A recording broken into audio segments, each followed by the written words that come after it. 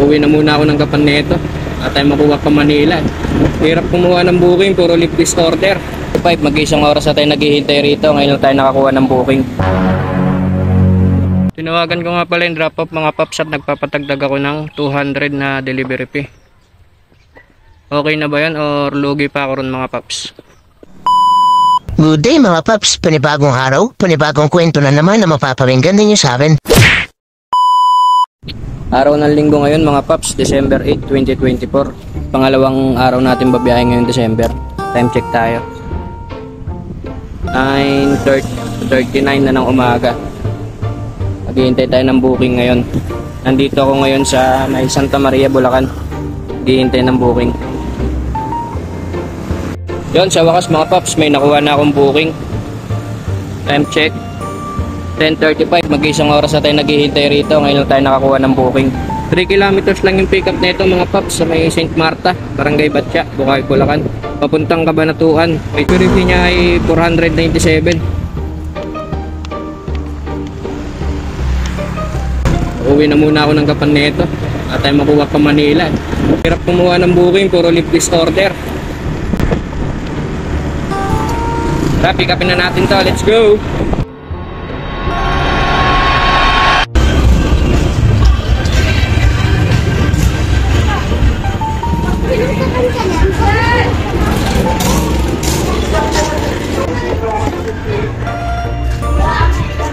Ito po.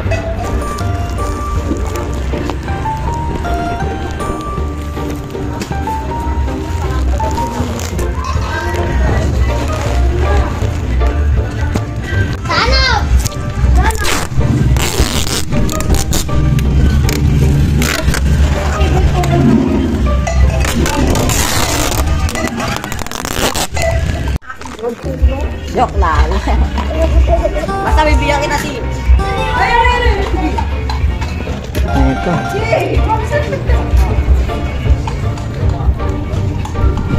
Okay na, ma'am?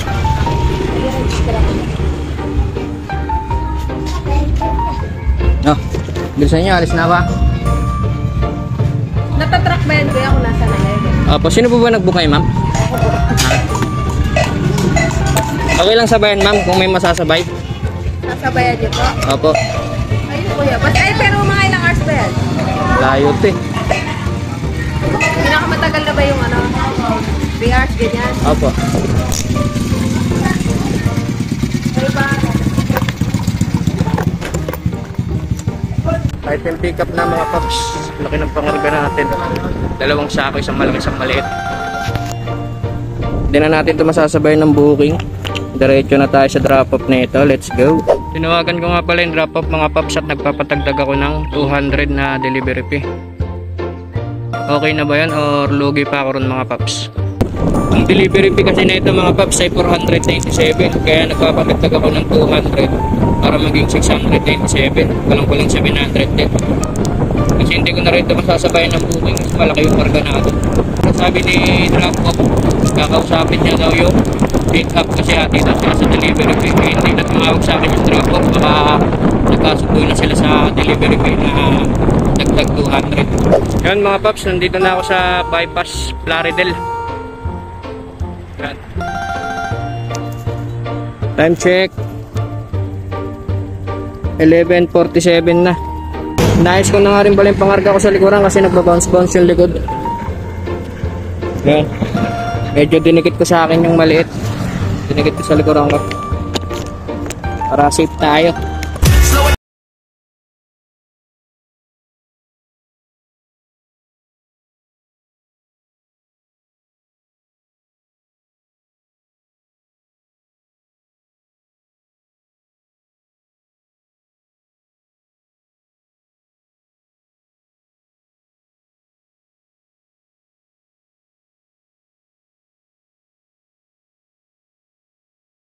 Nandito na ako sa drop off location mga paps sa Cabanatuan.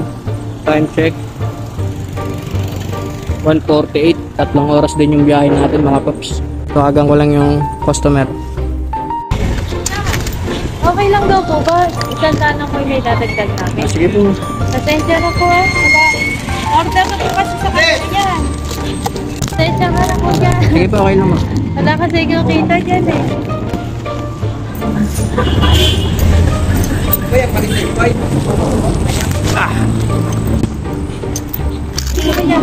Pasensya na. Thank you po. May tip drop na mga paps. Bigyan na tayo ng gapan.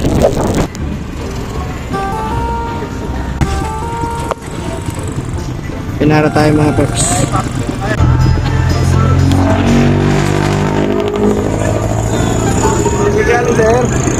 Diyan lang sir nag-deliver. Saan kayo trabaho? Sir? Saan kayo trabaho? Sir, ano pa? Saan kayo trabaho? Deliver sir, rider. Okay. Trabaho para. Ayaw, ano, Pangasinan, no? Hindi, dyan lang po ako uwi sa gapan. Okay na sir. Thank you. Checkpoint sila sa may stoplight. Ang ending nga pala mga paps, 100 lang yung naging dagdag natin sa delivery fee. Okay na rin yan kaysa walang dagdag. Malinis na yung 500 natin doon mga paps. Bali 3 oras lang natin binahe, pero na tayo 500. Tapos yung 100 naman panggagas natin. Bali 1 bar lang yung nabawas sa gasolina ko. Dito ko na lang din tatapusin ng aking video mga paps. Kita-kits tayo ulit sa susunod ng video. Paalam!